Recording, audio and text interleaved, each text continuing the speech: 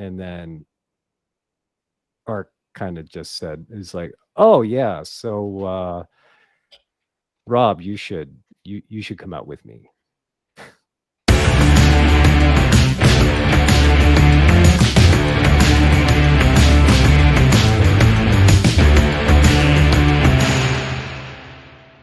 What I like about the next part of this video is after Rob does his self-introduction is that he kind of gives the first steps, really the really baby steps of how you have to start to organize the body before you even think about doing all the other additives that Sensei is actually using.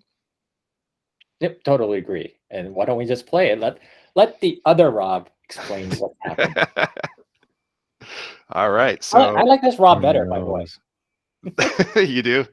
Rob, I talked to you about this before. I think what you said, some of this video is the audience isn't necessarily as much the international audience. So I think your personality that comes across here is a little bit different than the Rob that we all know and love. Oh yeah, I'm totally trying to maintain that wah. Keep the harmony, right?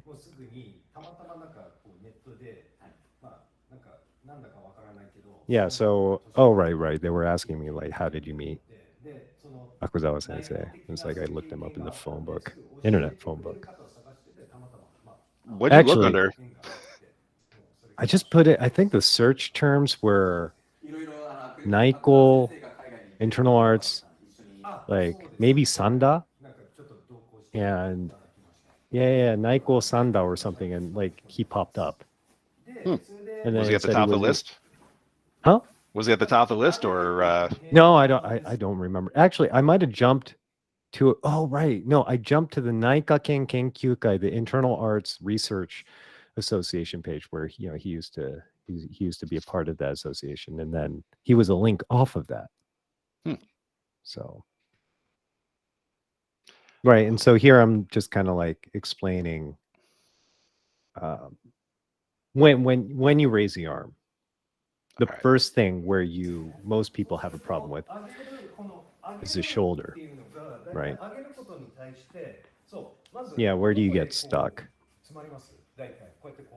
Oshida-san's actually a great example because he's done martial arts for a long time, and I can feel the conditioning in him, but it's just not being utilized maybe in the optimal way. And so like the question is like, how do you bypass the shoulders? And if you can't bypass the shoulders, what is the first marker?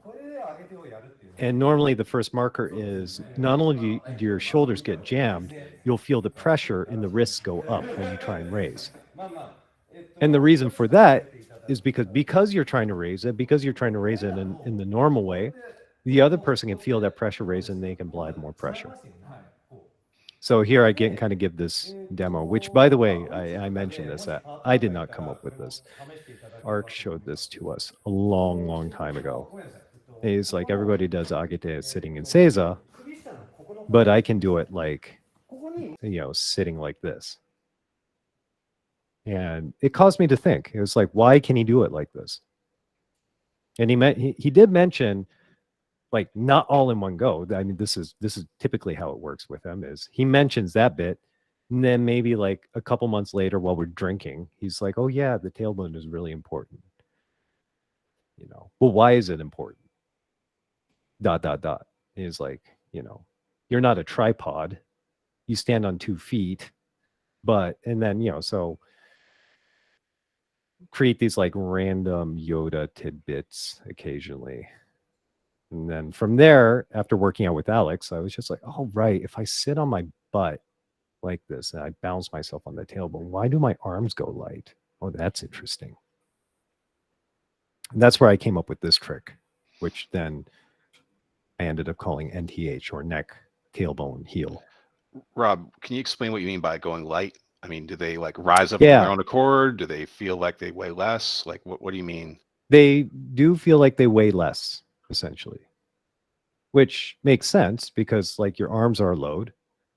Ordinarily, we're not even aware of how heavy the arms are.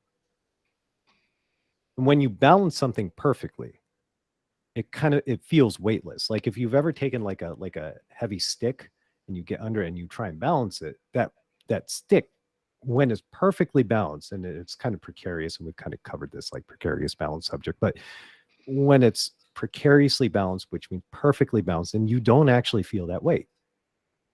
That means that if you feel the weight of your arms, then in a way that means you haven't balanced the load of your arm properly. Now, do you mean feeling the weight of the arms in the arms, or do you mean like you're feeling it somewhere else in your body? Yeah, you will feel the weight of the arms eventually, like kind of like in the hip area and in the stomach area, that kind of thing.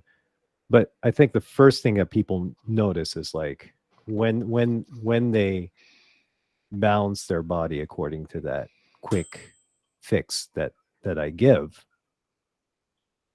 like their arms just kind of go light, and if they're being held down, that pressure suddenly disappears where they're being held down, which is what I did to Oshida-san. All right, so I'm going to start it back up, but that's actually a point that we've talked about before about erasing that pressure. Mhm.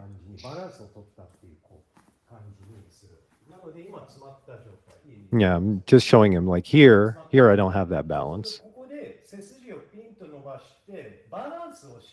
And then here, if I align the nape of my neck with my tailbone and I make my back naturally straight in a way, now I'm like, how does the pressure feel where you're holding? It goes down. That's why I can raise you like this.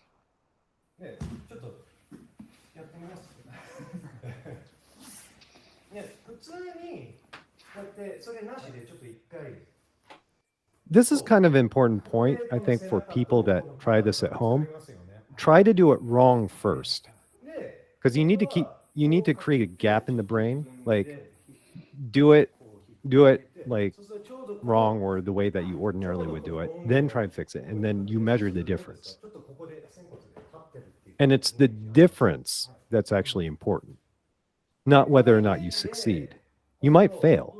And failing as in, you might not spectacularly raise the guy up, but if you get that pressure to go down and you can raise that guy, I don't know, an inch versus where you couldn't even raise him before, then that means you did the right thing.